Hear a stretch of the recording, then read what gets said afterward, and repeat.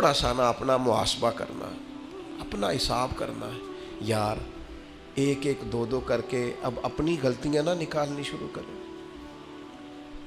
वक्त ना तेज हो गया है। मैं कभी अपनों को याद करता हूं तो सोचता हूं कितने सारे चले गए, कितने।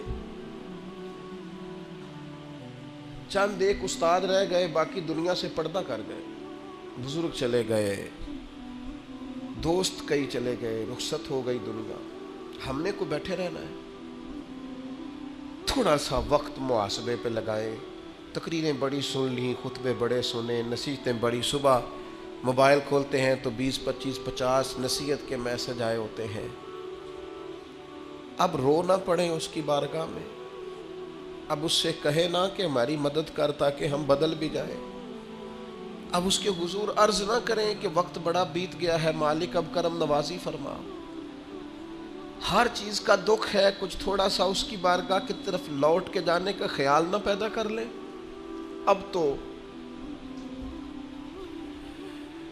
कभी कभी महसूस होता है कि कुछ बातें रस्म हो गई हैं। जुमे में लोग आएंगे, हम जुमा पढ़ाएंगे, वो चले जाएंगे। वक्त आगे बढ़ गया है। अब हज़रत इब्राहीम खलील ने कहा था अल्लाह की बारगाह में कि डायरेक्ट ही जनाब इज़राइल को भेज दिया, पहले कोई पैगाम तो भेजते। तो मालिक ने फरमाया खलील जिस दिन पहला सफ़ेद बाल आया था तो पैगाम तो आया था, जिस दिन ज़मीन से उठते हुए पहली दफ़ा वजूद में कहीं दर्द महसूस हुआ था तो पैगाम तो आया था, और जिस दिन तंदुरुस्त जिस्म ने बीमारी में रात गुजारी थी तो पैगाम तो आया था। पैगाम तो आ रहे भाई, सुबह शाम पैगाम आ रहे। और हजरत दाऊद ताई फरमाया करते थे जिस दिन तू कंधों पे दादी और दादे के जनाजे उठा के ले गया था, तुझे याद नहीं था कि कभी इन कंधों पे तुझे भी उठाया जाएगा। नानी, नाना, चाचू, मामू, माँ, बाप,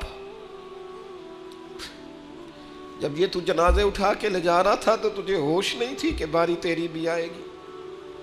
तूने भी जाना है, तूने भी वहां हाजिरियां देनी है। कभी कब्रिस्तानों में खड़े होकर देखा करो, रश लगता है।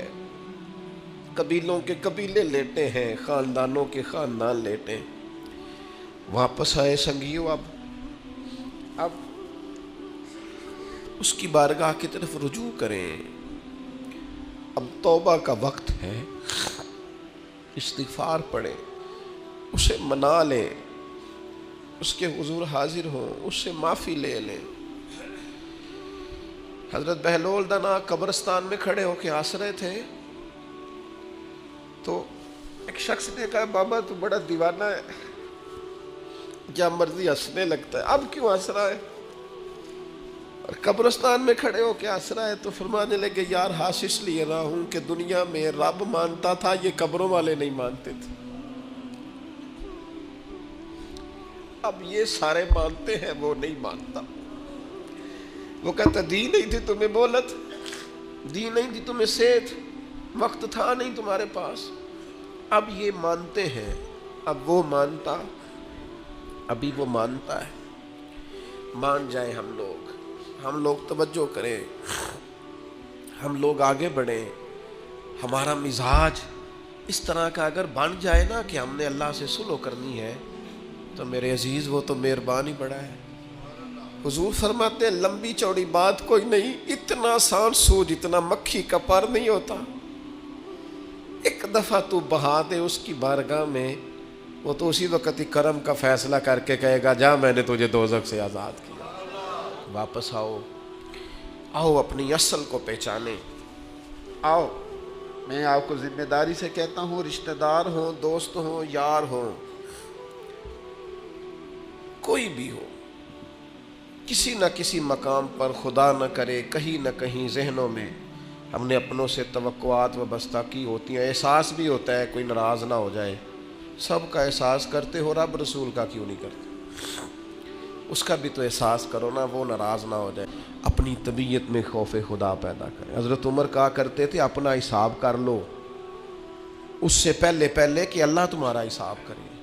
میں آپ کو ذمہ داری سے، تجربے سے، جتنا مجھے قرآن و حدیث آتا ہے پڑھ کے بتاتا ہوں، جو جرم آپ نے کیے، میں نے کیے، ان کا حساب ہم نے دینا ہے، ہماری اولاد نے۔ بچوں کو پتہ ہے کہ ابا نے حلال کمایا کہ حرام کمایا؟ ان بیچاروں کو کیا پتہ؟ یہ ہماری ذمہ داریاں ہیں۔ صبح قیامت جو عروج پائے، جو کمالات پائے، وہ کس ڈگر پہ پائے، وہ ہم نے حساب دینا ہے۔ آنکھیں بند کر کے زندگی نہ گزارو۔ اب تو آنکھیں کھلنے کا ٹائم آیا ہے۔ جاگتی آنکھوں سے اپنا محاسبہ کرو۔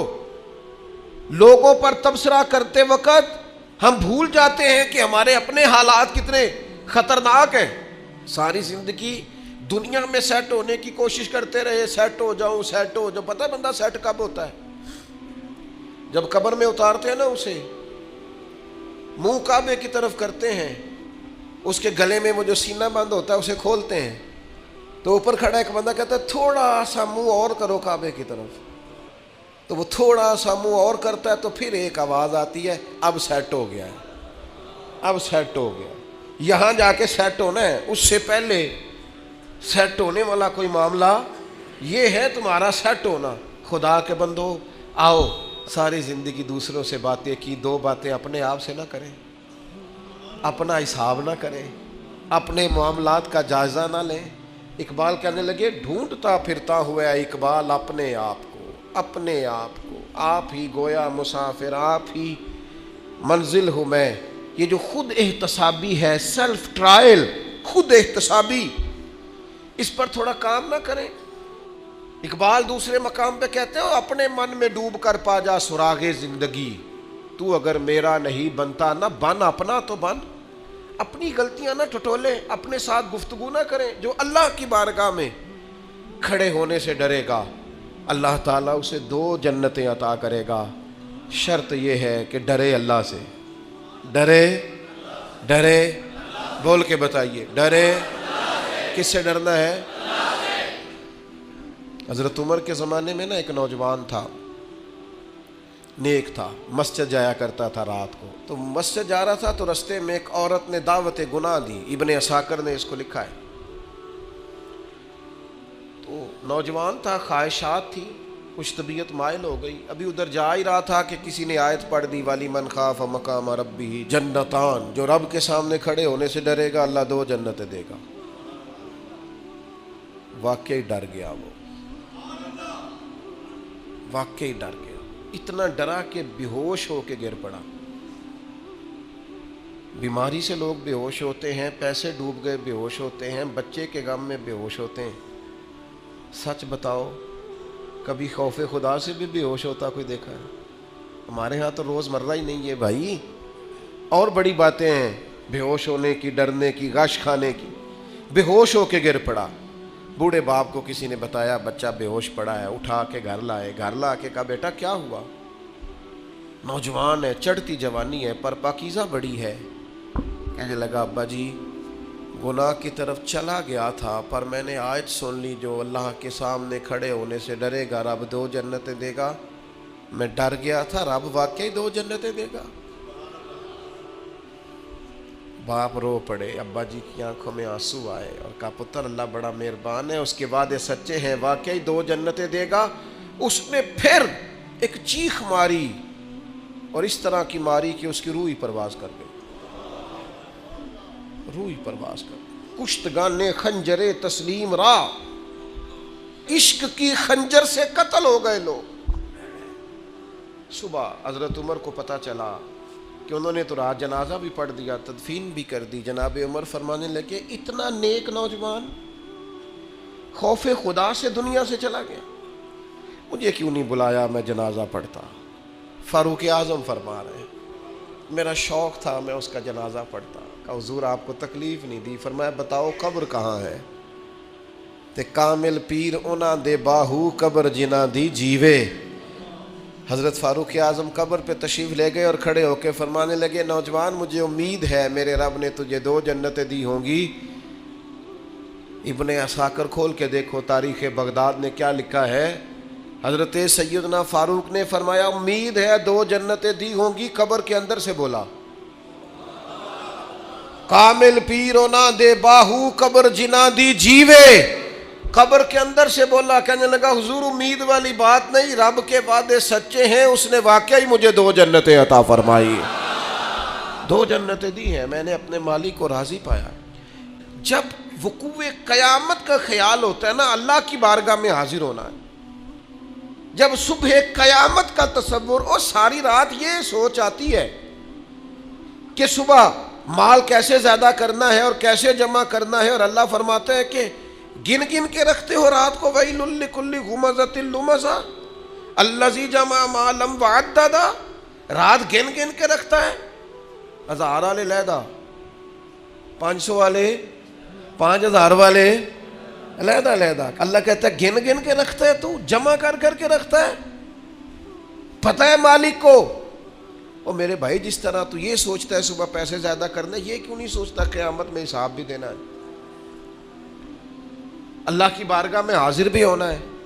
حضرت عبد الرحمن ابن عوف صحابہ میں سب سے امیر آدمی تھے, اور اتنی خوبصورت اور اتنی ان کی صاف ستھری دولت تھی کہ ان کے پیچھے نبی پاک نے نماز ادا فرمائی ہے. لیکن جب آخری عمر مبارک تھی نا, تو پیسہ بڑا تھا. حضرت عائشہ صدیقہ کے دروازے کے باہر آ کے بیٹھ جاتے تھے, کہتے تھے اماں جی حضرت امیر حمزہ تو مجھ سے افضل تھے, لیکن جب دنیا سے گئے تھے تو کفن کا کپڑا بھی کوئی نہیں تھا. میں تو فاروق اعظم کو اپنے سے اعلیٰ جانتا ہوں, اور وہ شخص تو ساری زندگی پھٹے ہوئے کرتے میں وقت گزار کے چلا گیا. علی ابن ابی طالب حضور کے بھائی تھے, ساری زندگی پھٹی تہمت انہوں نے پہنی, پیوند لگے ہوئے, جگہ جگہ پہ پیوند لگے, تہمت پہنی, اور میرے پاس اتنے پیسے ہیں. اور پھر جب زیادہ رونے کو دل کرتا تو حضرت عبد الرحمن ابن عوف کہتے سیدہ پاک کے دروازے کے باہر بیٹھے امیر آدمی, اور کہتے کہ اماں جی نبی پاک کے گھر میں مہینہ مہینہ چولہا نہیں جلا, اور میرا اتنا مال, اتنا پیسہ کیسے حساب دوں گا. تو پھر جناب حضرت عائشہ صدیقہ ان سے کہتی عبد الرحمن اٹھ, اللہ کی راہ میں خیرات کر کے آ, مجھے امید ہے اللہ تیرے اوپر آسانی فرمائے. صبح قیامت کا ڈر, اللہ کا خوف, اس کی بارگاہ کے اندر حاضری کا تھوڑا سا. کئی دنوں کے بعد کھانا حضرت ابو الحسن کے باغ میں جا کے کھایا. حضرت عمر کہتے ہیں, یہ مسلم شریف میں ہے, فرماتے ہیں کئی دنوں کی بھوک تھی, میں گیا تھا ابو بکر کے گھر کھانا کھاؤں گا, تو انہوں نے بھی کئی دنوں سے نہیں کھایا تھا. ہم دونوں حضور کی بارگاہ میں حاضر ہو گئے. نبی کریم نے فرمایا بھوک لگ رہی ہے تمہیں؟ میں ہاں. فرمایا میں نے بھی 4 دن سے روٹی کوئی نہیں کھائی. چلو ابو الحسن انصاری کے گھر چلتے ہیں. فرماتے ہیں انہوں نے نہ بکری ذبح کی, نبی پاک علیہ السلام نے تھوڑا سا کھانا کھایا, اور کھانا کھا کے حضور گہری سوچ میں چلے گئے. تو عرض کی یا رسول اللہ صلی اللہ تعالیٰ علیہ وسلم کیا ہوا؟ تو حضور فرمانے لگے سوچ رہا ہوں یہ کھایا ہے اس کا حساب بھی تو دینا ہے نا. تو حضرت عمر فاروق کہتے ہیں میں تڑپ کے عرض کی حضور 4 دنوں کے بعد اگر گوشت ملا ہے تو حساب دینا ہے؟ تو حضور نے فرمایا عمر صرف وہ کپڑا جو تمہارا بدن چھپائے, وہ چھت جو تمہارا سر چھپائے, اور وہ کھانا جو تمہاری کمر سیدھی رکھے, اس کے علاوہ اللہ تم سے سوال پوچھے گا, تم نے جواب دینا ہے. ہتھی بکی مٹی پاؤندے, ہاتھ نہیں ہلاؤندے ڈر دے, جنہاں لی تو پاپ کمائے, دس کتھے نہیں تیرے کر دے. لا نہ بلا کے بیٹا تو وہ اپنے بچوں کے ساتھ موج کر رہا ہے, بیٹیاں اپنے اپنے گھروں میں آباد ہیں. جنہاں لی تو پاپ کمائے, لیا بلا 10 کتھے نہیں ہو تیرے کر دے. میں بچوں کے لیے ساری زندگی اپنے لیے دوزخ کٹھی کرتے رہے, بچوں کو دے دے کے چلے گئے, اور حساب ہم دیں. حضرت علی فرمایا تجھ سے بڑا بھی بیوقوف کوئی نہیں کہ کھائے گا کوئی اور حساب تو دے گا. اور پھر کیوں رازق بنتے ہو بچوں کے؟ ان کے لیے حلال اور طیب کٹھا کرو، ان کے رازق نہ بنو، ان کا رازق اللہ ہے. یہ نہ خیال کرو کہ میں نہیں اگر بہت زیادہ کما سکوں گا تو پتہ نہیں یہ روٹی نہیں کھائیں گے. اس بات سے باہر آ جاؤ، یہ کمزوری ہے اپنی طبیعت کی، اس کو نکال دو. عزیز بھائیوں، قیامت میں اللہ تبارک و تعالی کی بارگاہ میں کھڑے ہونے سے جو بندہ ڈر جائے. بابا فرید الدین مسعود گنج شکر رحمت اللہ علیہ فرماتے ایک نیک نوجوان تھا پر قیامت سے بڑا ڈرتا تھا، بڑا ہی روتا تھا. وہ کہتا تھا کہ حساب نہیں دیا جاتا. اور پھر چونکہ ایک عمر گزار کے اس نے توبہ کی تھی تو پچھلے گناہ یاد کر کر کے وہ رویا کرتا تھا. یاد ماضی عذاب ہے یا رب، چھین لے مجھ سے حافظہ میرا. وہ روتا تھا، بیمار ہو گیا. آخری وقت آیا تو اس نے اپنی اماں کو بلایا. بابا صاحب فرماتے اس نے وصیت کی کہ اماں میری 3 باتیں، میں مر جاؤں تو 3 کا خیال رکھنا. کا کون سی؟ کہا کسی کو تو نہ بتانا، لیکن جب میرا انتقال ہو جائے نا تو میرے گلے میں رسی ڈالنا اور ذرا مجھے کھینچنا سین میں. اور ماں بتانا لوگوں کو کہ جو رب کی نافرمانی میں زندگی گزارے اس کا یہی اشر کرنا چاہیے. اور پھر اس طرح کرنا، جب میرا جنازہ اٹھے تو رات کو اٹھانا، کیونکہ بڑے لوگ میری عادتوں کرتوتوں سے واقف ہیں. میں نہیں چاہتا کہ جنازے پہ بھی کوئی گواہی دے دے کہ وہ فلانا جا رہا ہے. رات کو جنازہ چپ کر کے مجھے دفن کر دینا. اور تیسرا، تھوڑی دیر جب لوگ آ جائیں تو اماں میری قبر پہ رہنا، مجھے امید ہے ماں کی برکت سے اللہ تعالیٰ میرے اوپر آسانی فرمائے گا، تھوڑی دیر رہنا.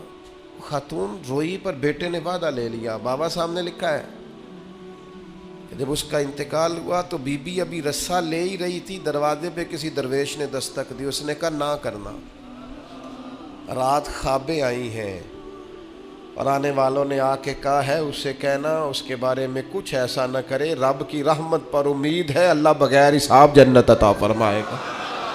یہ رب کا مقبول بندہ ہے. اللہ کے کئی بندوں کو رات یہ نظارہ ہوا ہے. یہ خوف اگر پیدا ہو جائے قیامت کا کہ اللہ کے حضور حاضر ہونا ہے، یہ اگر تصور جاگزیں ہو جائے، آپ کہیں گے اس طرح کرنا درست ہے، تو بخاری میں حدیث ہے، نبی کریم علیہ السلام نے فرمایا اللہ کے ایک بندے نے نا وصیت کر دی تھی. ایک بندے نے وصیت کی تھی اپنے بچوں سے. اس نے کہا تھا یار میں بڑا گناہ گار ہوں، قیامت کے دن میں سامنا نہیں کر سکتا. اس طرح کرنا جب میں مر جاؤں نا مجھے جلا دینا. یہ بخاری میں حدیث ہے. اور جلا کے میری خاک اڑا دینا. میں جل جاؤں گا پر میں حساب پتہ سارا ہے سردار نو کیتیاں دا. من نانم کہ من دانم، ساری زندگی گزر گئی لوگوں کا حساب کرتے، فلانا اس طرح کا ہے فلانا. اور لوگوں کا تو تجھے صرف شک ہے، اپنا تو پاک ہے. پکی بات چھپاتا ہے. کچھ لوگ کہتے ہیں جی او میں جی ہمیشہ سچ بولتا ہوں. اپنے بارے میں بولنا سچ، ہمت کرنا، جرت کا مظاہرہ کر، اپنے بارے میں سچ بول. بتا کہاں کہاں کرتوت کیے، کہاں کہاں جبر کیے، کہاں کہاں ظلم کیے، کہاں کہاں نہ دوسروں کے بارے میں سچ بولتا ہے. یہ کس نے اجازت دی؟ اپنے بارے میں سچ بول، اپنے بارے میں بتا، اپنا اپنا حساب کر. حضرت ابراہیم ابن ادم رحمۃ اللہ تعالی علیہ مریدوں کے ساتھ گزر رہے تھے تو اوپر سے کسی بندے نے خاک ڈالی تو مرید دوڑ پڑے، کہنے لگے ہم انہیں پکڑیں گے. تو حضرت صاحب فرمانے لگے کچھ نہ کہنا. حضور کیوں؟ فرمانے لگے میں کوئی شے بھی نہیں